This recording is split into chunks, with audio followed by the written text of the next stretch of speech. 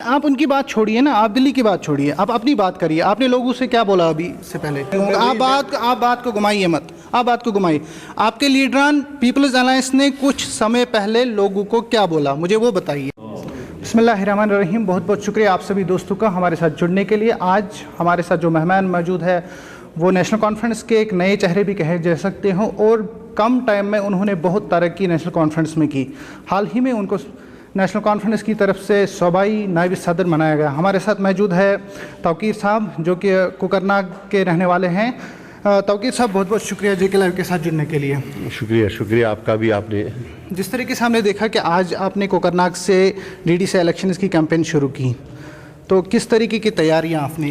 तैयारी तो जनाब मैंने पहले भी बाहर भी कहा कि तैयारियां तो नेशनल कॉन्फ्रेंस की तहरीक है, हमें तैयारी करने की क्या ज़रूरत है। घर घर में नेशनल कॉन्फ्रेंस मौजूद है।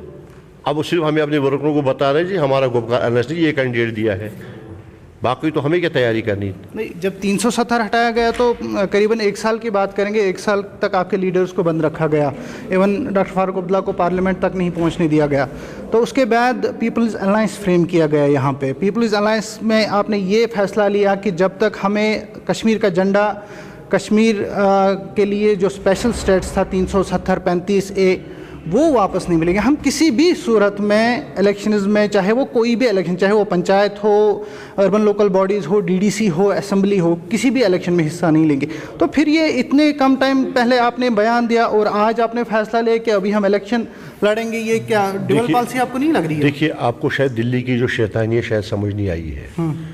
कल शाम तक उन्होंने कहा था कि ये नॉन पॉलिटिकल बेसिस पे इलेक्शन होंगे। जब उनको लगा कि शायद लोग उठेंगे इलेक्शन में, तो नेशनल कॉन्फ्रेंस और PDP जो अलायंस हमारा बना है गुपकार अलायंस, इनको शायद वो अपने हिसाब से नंगा करना चाहते हैं। तो अभी आपको किस तरीके से लग रहा है कि वो पॉलिटिकल बेसिस पे हुआ? यही कि ये उनको मालूम था कि शायद ये लोग मैदान छोड़ के भागेंगे, तो क्योंकि ऐलान है हमारा जो एडमिनिस्ट्रेटिव जो हमारा ये है कि हम आप उनकी बात छोड़िए ना, आप दिल्ली की बात छोड़िए, आप अपनी बात करिए। आपने लोगों से क्या बोला अभी से पहले? मैंने यही कहा, मैंने कहा हमने जब जो पॉलिटिकल पार्टी बेसिस पे जो इलेक्शन उन्होंने करवाए। तौकीर साहब, आप बात को घुमाइए मत, आप बात को घुमाइए। आपके लीडरान पीपल्स अलायंस ने कुछ समय पहले लोगों को क्या बोला, मुझे वो बताइए आप। मैं वही बताता हूँ। हमारा ये था कि मोहब्बत जी ने बयान दिया कि जब तक हमें ये जो हमारा स्पेशल स्टेटस है, हमारी रियासत वापस नहीं आएगी, हम किसी भी पॉलिटिकल प्रोसेस में हिस्सा नहीं लेंगे। बिल्कुल सही बात है। लेकिन बात ये, अब समझिए, ये जो हमारे साथ तमाशा खेल रहे हैं कि रातों रात ये पार्टी बेस पे इलेक्शन होंगे, इनका ये मकसद था कि इन्होंने तो ऐलान कर दिया हम नहीं आएंगे, लिहाजा हम BJP को यहाँ लाएंगे और जो हम उनके यहाँ जो उनका जो एजेंडा है उसको पूरा करेंगे। ये बात कहाँ पे आई कि ये पॉलिटिकल बेस पे होगा? है ना, तो वो तो नोटिफिकेशन है, वो तो नोटिफिकेशन निकली। कल तक तो ये था कि नहीं जी पॉलिटिकल बेस पे नहीं होगा। 2 दिन पहले एक आया, जब हमने बोला हम हिस्सा नहीं लेंगे, तो एक नोटिफिकेशन निकाली कि अब 5 सरपंचों का जो इलेक्शन है वो नॉन पॉलिटिकल पार्टी बेसिस पे होगा। जो DDC डिस्ट्रिक्ट डेवलपमेंट बोर्ड के इलेक्शन है वो पार्टी बेस पे होंगे। ये सिर्फ इसलिए किया गया ताकि जो हमारा गुपकार अलायंस है वो इससे दूर रहे। आप मानते हो लोग यहाँ पे BJP के साथ जुड़ रहे हैं बहुत ज़्यादा? कौन जुड़ रहा है? एक मुझे एक इज्जत वाला बोल उनके साथ जुड़ा है। नहीं, इज्जत की बात छोड़िए, नहीं इज्जत की बात छोड़िए, हर किसी की अपनी अपनी जगह। देखिए मेरा नहीं, पॉलिटिकल इज्जत में बोलता हूँ। देखिए मैं अल्ताफ बुखारी साहब ने एक जमात बनाई, चलो मेरे सबसे गद्दार लोग हैं, उनके साथ 10 लोग जुड़े, चाहे दिलावर साहब जुड़े, गुलाम मीर साहब जुड़े, हमारे रतन साहब जुड़े, एक पॉलिटिकल वर्कर थे, जो बड़े हैं छोटे जुड़े। आप मुझे एक बंदा देखा है जो BJP में जुड़ा? नहीं, काफी सारे लोग जुड़े, क्यों नहीं जुड़ रहे हैं? अब आप एक रेनिगेट को लाके सर बनाएंगे डिस्ट्रिक्ट प्रेसिडेंट। सर, नागरिक को कहाँ का है? नागरिक को यहाँ का है, तो मरते भी जितना हक आपका जमहूरियत में है, जितना हक मेरा है, उतना उनका भी है। मैंने उनको कहाँ रोका? मैंने कहा यहाँ आप मुझे बताइए, पॉलिटिकल वर्कर जो है, जिसको पॉलिटिकल वर्कर, एक तो है कि मैं जुड़ा जी, कल तक कहीं नहीं था, आज जुड़ा BJP के साथ। दूसरा मुझे बताइए पॉलिटिकल फेसेस में कौन कश्मीर से, मैंने यहाँ अन्ना की बात कर रहा हूँ, बारामूला सेंट्रल कश्मीर से कौन उनके साथ जुड़ा है? एक बंदा मुझे दिखाइए। सोफी यूसुफ साहब है, अल्ताफ ठाकुर साहब है, बाकी इतने मोहम्मद रफीक वानी है, इतने सारे लीडर्स हैं जिनका मैं नाम ले सकता हूँ। मैं पर्सनल अटैक किसी का नहीं करना चाहता हूँ। सोफी यूसुफ साहब हमारे दोस्त हमारे साथ रहे, मैं अटैक नहीं करना चाहता। बाकी आप खुद कंपैरिजन कीजिए सोफी यूसुफ साहब का और यहाँ फिर अली मोहम्मद सागर साहब का। अगर आपको लगता है ठीक है तो मैं तो किस तरीके का कंपैरिजन? पॉलिटिकल एक बात मुझे बताइए। मैं आपको एक बात बताता हूँ।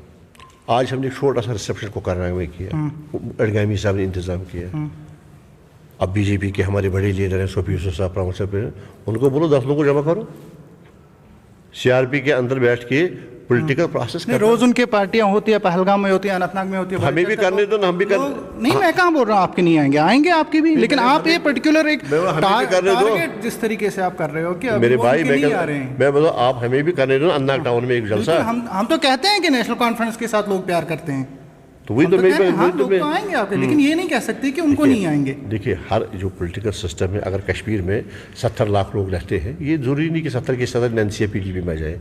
10-20 लोग होते हैं, हर घर में 4 बंदे 4 लोगों के साथ होते हैं, हर एक, उसमें तो कोई परेशानी नहीं। लेकिन जो आप कहते हैं कि बीजेपी के साथ लोग जुड़ रहे हैं, मैंने कहा बीजेपी के साथ कुछ मफाद परस्त लोग उन्हें ले रहे हैं। मुझे बताइए, अभी आप इलेक्शन में हिस्सा ले रहे हैं? हाँ, ले रहे हैं। आने वाले चुनाव जो इसके बाद असेंबली इलेक्शन है, उसमें भी आप, तो 370 का आपको नहीं लगता है कि जिस तरीके से आपने एक वेव पकड़ी थी कि 370 को वापस ले आना, 35 को वापस लेना, वो कमजोर हो गई? हम तो इलेक्शन में हमारा मुद्दा है कि आप हमें जिता के दे दो, हम ये वापस लाएंगे। जिस तरीके से पहले पीडीपी ये बोलती थी कि हम 370 को हटाने नहीं देंगे, वो इलेक्शन के लिए ट्रेंड बना। देखिए, मैं आपको बशती नॉट एज पॉलिटिकल वर्कर, बशती मैं जज रहा हूँ 23 साल। बिल्कुल, जो भी ये कानून पास किए ये सारा इलीगल है।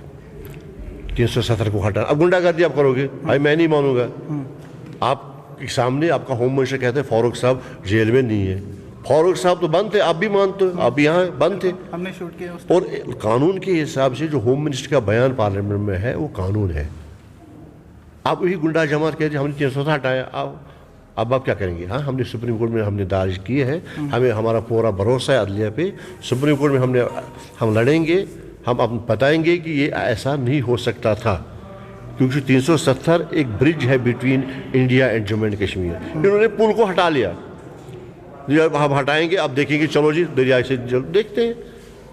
मैंने पहले भी कहा हमारे खून का एक एक कतरा जाएगा, हम अपनी रियासत को वापस लाएंगे अलॉन्ग विद स्पेशल स्टेटस।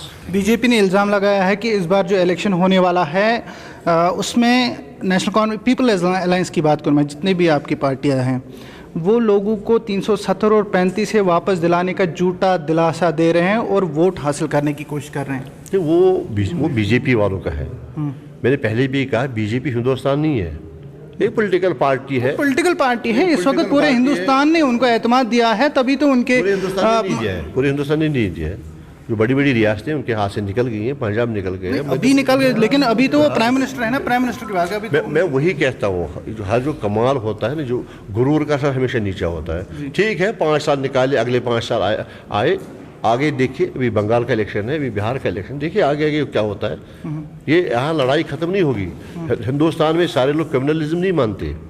मैं दिल्ली में भी रहा हूँ, ट्रेनिंग सेंटर्स में रहा हूँ, यहाँ ये तो सेकुलर इंडिया है, और इस सेकुलर इंडिया में ये एक बदकिस्मती से लोग आ गए और हिंदुस्तान को तबाह किया। बीजेपी को यहाँ से हटाने के लिए जिस तरीके से आपने अभी 35 से 370 को डिफेंड करने के लिए पीपल्स अलायंस बनाया, तो क्या हम मान सकते हैं कि आपका ये जो गठजोड़ है ये ग्राउंड में भी देख सकता है बीजेपी को ख़त्म करने के लिए? आपने अभी सुना, मैंने इनको यही कहा, डिस्प्ले यही कहता है, आजकल कोकरना की 3 कॉन्स्टिट्यूंसी में 1 कॉन्स्टिट्यूंसी पीडीपी को जाती है। मैंने आपके सामने वर्करों को कहा वो कैंडिडेट पीडीपी का नहीं है, वो हमारे अलायंस का है, और हम इसको मान के यही चलेंगे कि हमारे नेशनल कॉन्फ्रेंस का कैंडिडेट है। बहुत बहुत शुक्रिया हमारे साथ बात करने के लिए। तो ये थे कोकरनाग से नेशनल कॉन्फ्रेंस के कैंडिडेट, जिन्होंने साफ तौर पर ये बताया कि जो पीपल्स अलायंस का गठजोड़ अभी है वो डीडीसी इलेक्शंस में भी साफ तौर पर देखा जा सकता है। इसलिए ये कहा जा सकता है कि ये इलेक्शन खाली डीडीसी इलेक्शन नहीं बल्कि बीजेपी को यहाँ से भगाने के लिए इन्होंने सामने आए हैं। मुझे दीजिए इजाज़त, आप जेके लाइव के साथ बने रहे। खुदा हाफिज़।